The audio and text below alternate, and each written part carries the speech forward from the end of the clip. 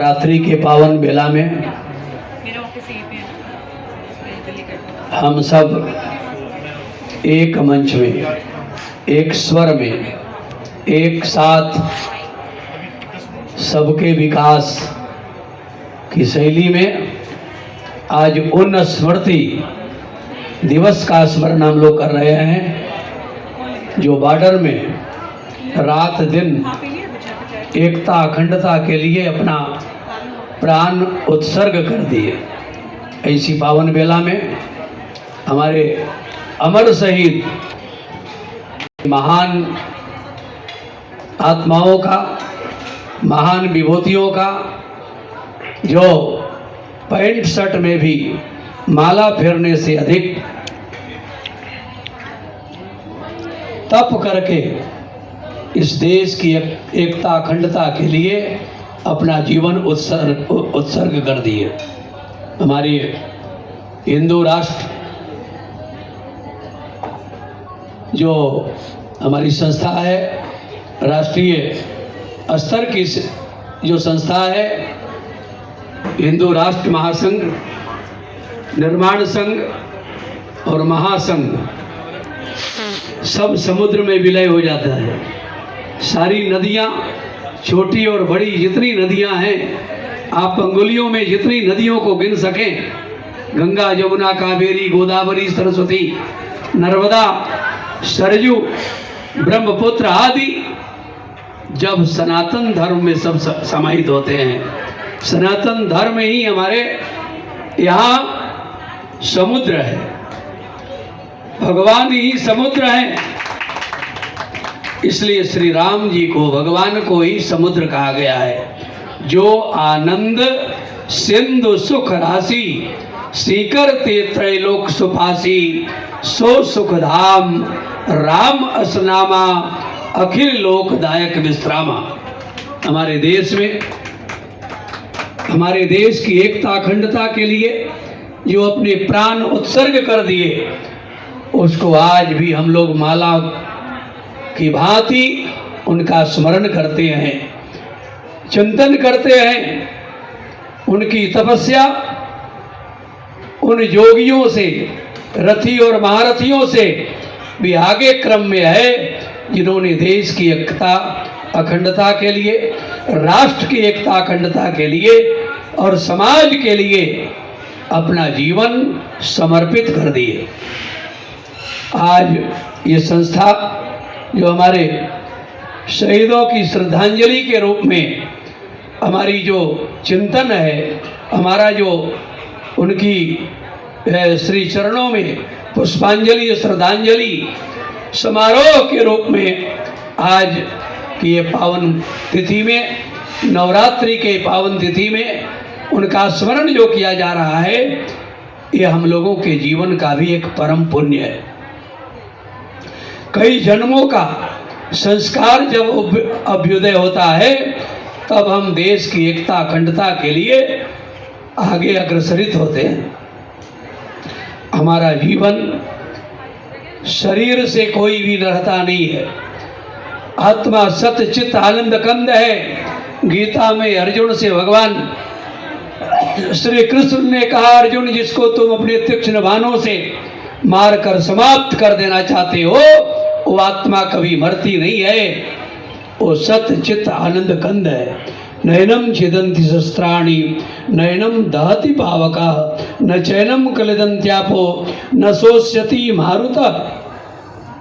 उस आत्मा को, जीव को, जो ईश्वर अंशीय तत्व है, उसको अस्त्र शस्त्र से भेदन करके समाप्त नहीं किया जा सकता। उसको अग्नि में जलाकर समाप्त नहीं किया जा सकता, जल में डुबोकर समाप्त नहीं किया जा सकता, हवा में सुखोकर समाप्त नहीं किया जा सकता। वो सत्य चित्त आनंद कंद है। एक लाइन में कवि कुल दिवाकर पुष्पात गोस्वामी तुलसीदास जी महाराज कहते हैं, मानस में ईश्वर अंश जीव अविनाशी, चेतन अमल सहज सुख राशि। लेकिन हमारा व्यक्तित्व और कर्तृत्व जो देश की एकता अखंडता के लिए, समाज की एकता अखंडता के लिए अपना जीवन समर्पित हो जाए, उसी का जीवन धन्य है और वही सराहनीय है। उसी का हम चिंतन करते हैं, उसी का शास्त्रों में वर्णन किया गया है, जिसने अपनी देश की एकता, अखंडता, अक्षुण्यता के लिए अपना जीवन समर्पित कर दिया हो। ऐसे महापुरुषों का हम सत सत नमन करते हैं। आज के इस पावन बेला में अमर शहीदों की उन अंतिम चिंतन के लिए भी हम समर्पित हैं और सत सत नमन करते हैं, जिन्होंने अपना जीवन को समाज के लिए, देश के लिए और अखंडता, एकता के लिए, हमारा जीवन धर्म के लिए जिए और मरे भी तो हम धर्म के लिए मरे, तब हमारा जीवन भी सार्थक हो जाए, सराहनीय हो जाए। और शास्त्रों में उनकी उल्लेख किया जाता है, जो जिसका जीवन धर्म के लिए और अपना देश की एकता, अखंडता के लिए जिसका जीवन समर्पित हो गया हो, ऐसे उत्कृष्ट जनों का, उत्कृष्ट मनुष्यों का हम बार बार नमन करते हुए उनका चिंतन करते रहें। यही हमारा जीवन का और उनके पथ पर चलने का हमारा जीवन जो है अग्रसरित रहे। उन लोगों के, उन अभिभावकों के पद चिन्हों पर चलने का प्रयास करते रहें। यही हमारा जीवन होना चाहिए, यही हमारा जीवन का दर्शन होना चाहिए। हमारा जीवन उन महापुरुषों का, उन मनुष्यों का, उन वीर सपूतों का चिंतन करता रहे और उनके पद चिन्हों पर चलने का प्रयत्न करता रहे। उसी का देश और उसी का भेष और उसी के शास्त्रों में चर्चाएं की गई हैं। 3 समारत देश को, संत सती और सूर, 3 बिगारत देश को, कपटी कायर कूर। संतों के संतत्व से, वीरों के वीरत्व से और सतियों के सतित्व से ये धरा टिकी हुई है। आप कहेंगे कलयुग में महाराज न कोई संत है, न सती है, न सूरवीर है। मास्टर साहब ने प्रश्न किया बच्चों से, प्राइमरी पाठशाला, बच्चे बतलाइए पहले बीज हुआ या पहले वृक्ष? कुछ लोगों ने कहा बीज, कुछ लोगों ने कहा वृक्ष। सही उत्तर क्या है? पहले बीज हुआ या पहले वृक्ष? क्या कहेंगे आप?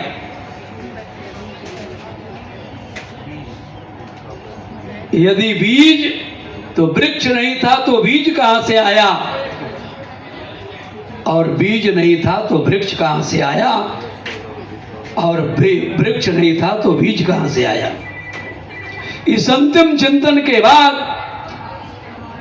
आपको ये स्वीकार करना पड़ेगा, बीज ईश्वरीय प्रदत्त है। इस बीज का कभी नाश नहीं होता है।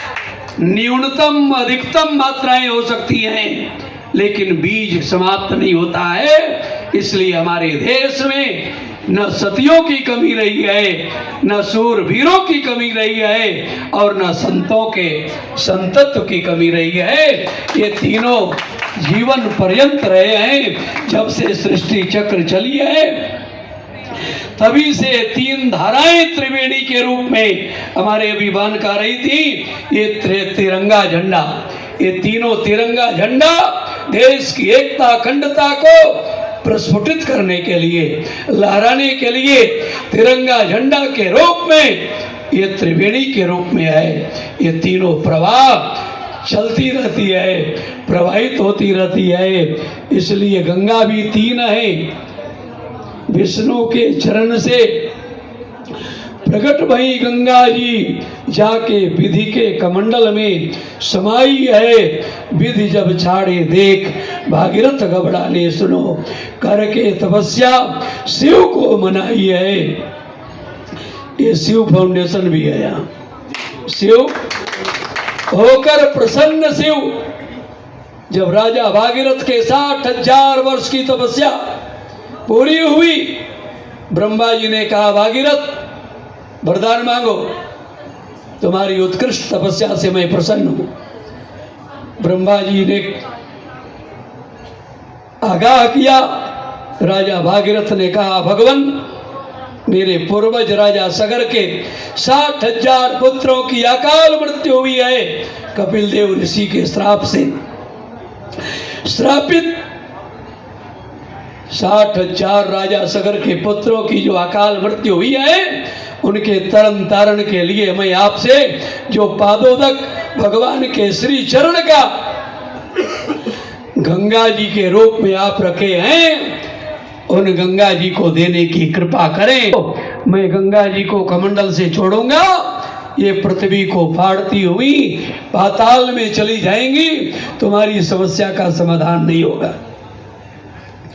इनको स्तंभित करने वाला, इनको रोकने वाला कोई तैयार करो, मैं देने के लिए तैयार हूं। राजा भागीरथ ने कहा, भगवान, आप ही कृपा करके बतलावें, इनकी तीव्र गति को कौन स्तंभित कर सकता है।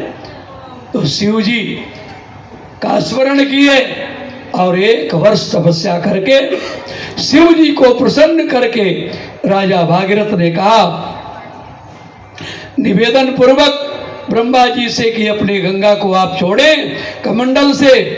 भागीरथ जी के निवेदन पर कमंडल से गंगा जी छोड़ी जाती हैं। अति तीव्र गति में आती हुई देखकर भोले बाबा ने अपनी जटाओं को बिखेर दिए। 1 वर्ष तक जटाओं में समाहित होकर गंगा प्रवाहित होती रही और गतिशील रही, लेकिन उनको मार्ग ही नहीं मिला किधर से मैं बाहर निकलूं। 1 वर्ष के बाद राजा भागीरथ ने भगवान भोले बाबा से, भगवान शिव से निवेदन किए, भगवान, आपकी जटाओं तक सीमित रखने के लिए मैं इतनी गहन तपस्या नहीं किया हूं, मेरी व्यग्रता को समझिए। मेरे पूर्वज जिनकी अकाल मृत्यु हुई है, उनकी ओर इनकी धार जाने दीजिए।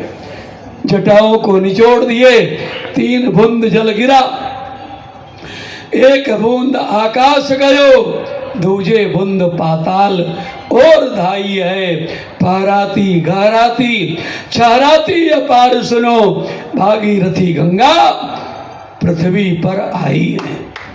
ये भागीरथी गंगा के रूप में हमारे तिरंगा झंडा आज भी लहरा रही है और देश की अखंडता, एकता, अक्षुण्यता की प्रतीक ये तिरंगा झंडा हमारे देश की आन बान शान के साथ में लहरा रही है और लहराती रहेगी।